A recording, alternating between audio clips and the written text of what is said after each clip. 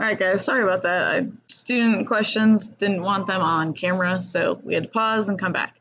All right, so we're writing all the given information. And again, I can't really do angle symbols with the way that Smartboard types, so I'm just going to write out the words. So we said that PQ bisects angle SPT, and my second line should say SP is congruent to PT. All right, so let's go ahead and put our simple stuff, and I'm going to mark, kind of give it a little color so we can see that we've done it. I like to check it off. So SP is congruent to PT. That can get a tally mark, and that's going to get a tally mark in purple since we checked it. Cool. All right, I am going to go and scroll down to part 3 because it says PQ is equal to PQ. Hey, heck yes it is. It gets a tick mark. And I see on step 4, we're maybe going to do side angle sides. So that angle here might come something to do with what we just did. Now again, we're going to go through the reasons in a moment. We'll get there. I know it's not necessarily in order, but I'm trying to get all this stuff on the picture so I don't forget. Step 2 says angle SPQ, okay? SPQ is congruent to TPQ. Well, why would that be true? Well, let's go back to number 1. We haven't used this information yet. PQ bisects. What does the word bisect mean again?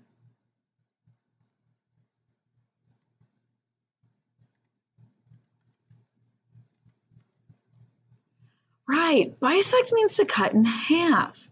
So if I'm going to cut that in half, then when it's split, they should be equal. Wouldn't that be that part? So I can go ahead and I'm going to erase my blue. And I'm going to put blue arc marks. And what's our reasoning for why these get to be equal? Well, bisect means to cut in half, or more specifically, it's the definition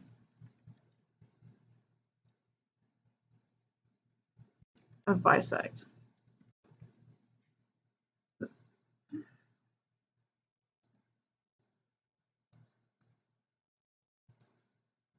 All right, now I can go ahead and check that guy off. So I have my checks, I have my side, my angle, my side. But we didn't explain why PQ gets to be PQ. What was that guy? That's the easiest guy that we like. It's equal to himself, right?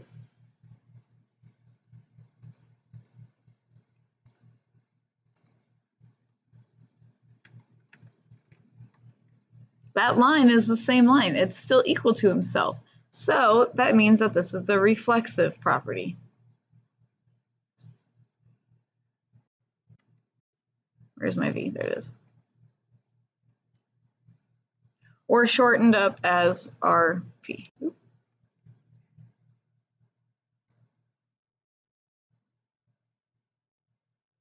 Now I need a congruent statement.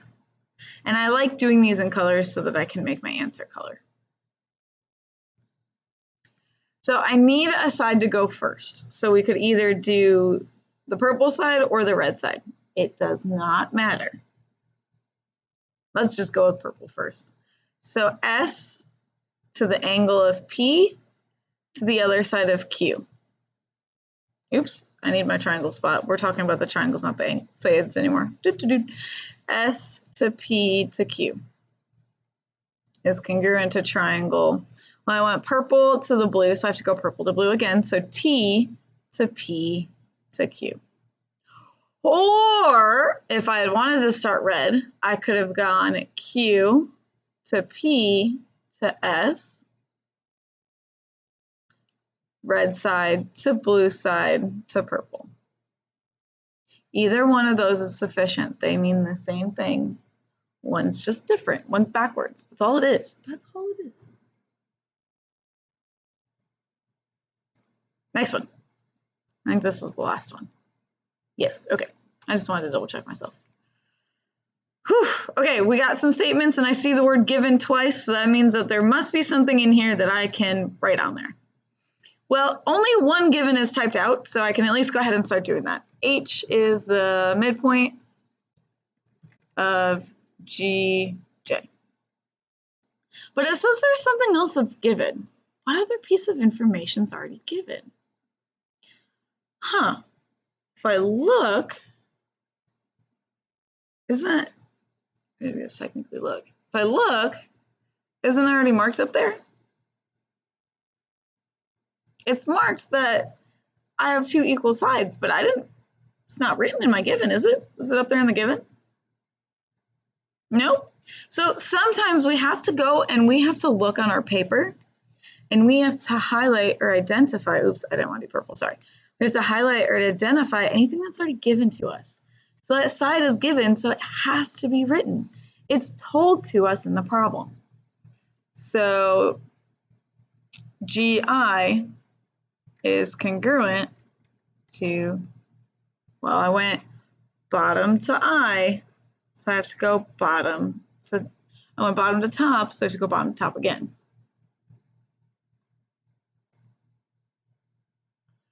Whew, that was difficult. Number 3 says reflexive property. Ooh, look, okay, well, if I go back to my pen and I get my purple because purple's given, I can go woohoo, because he's the same line. So HI is congruent to HI. Yes.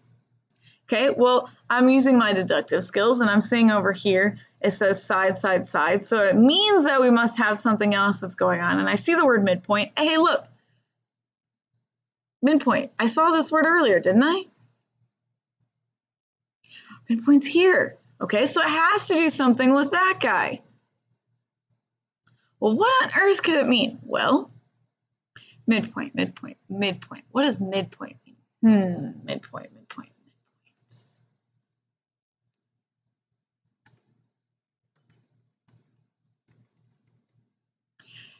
Hey, look, midpoint means the middle of a line. So what does it actually tell me about that midpoint? It says H is the midpoint of GJ. So that means H must sit in the middle, which means that if H must sit in the middle, it cuts it in equal pieces, because to be in the middle means each side of you is equal. So how could I write a congruent statement? Well, I could probably go with GH, oh, I don't want that in red, is congruent to, well, I have to go back to H, so I can't say HJ, can I? Because then that means G would have to be equal to H. Is G equal to H? No, G's not equal to H, but H is equal to H. So as long as I have the H in the second spot in both, we're good to go. And last one, our congruency statement. Triangle, oh, let's start with a yellow side. Let's go J to I to H is congruent to triangle G to I to H. Good luck, guys.